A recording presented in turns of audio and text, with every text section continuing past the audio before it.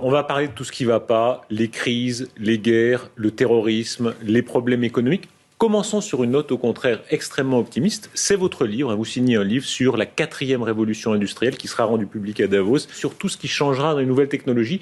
Est-ce qu'en général on vivra mieux ?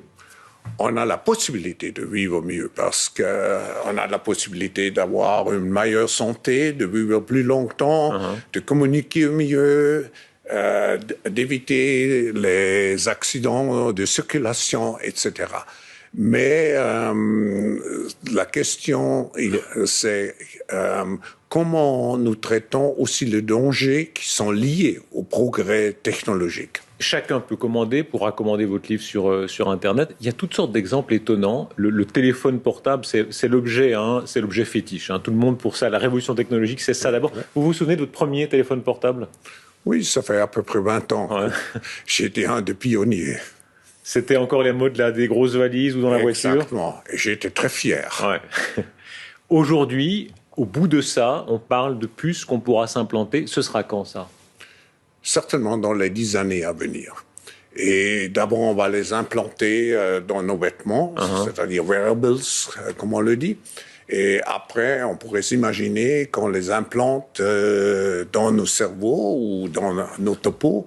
Et à la fin, peut-être il y a une communication directe entre notre cerveau et le monde digital. Ce que nous voyons, c'est une sorte de fusion du monde physique, digital et biologique. On appelle quelqu'un, on n'a même plus le réflexe de devoir prendre un appareil, ça se fait naturellement. La technique continue le corps. Oui, vous parlez et vous dites, je veux maintenant être connecté avec n'importe qui.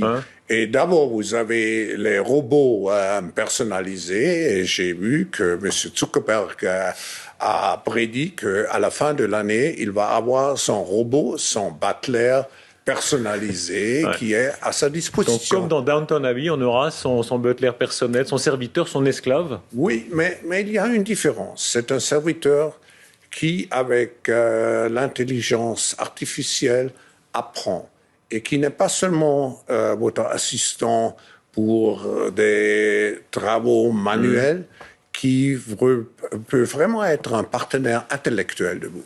Est-ce qu'on pensera différemment, selon vous ? Est-ce que ce sera une révolution si puissante qu'on concevra différemment le monde ?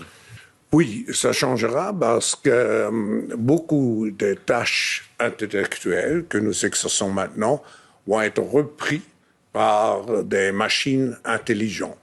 Alors, ça va nous focaliser sur ce qui est vraiment humain, c'est-à-dire l'interaction, la passion, l'empathie, la passion, l'amour, etc. Je crois que cette révolution technologique, comme je l'explique dans le livre, a la possibilité de vous faire encore plus humain. Aimer encore plus avec la technologie. On verra, on verra.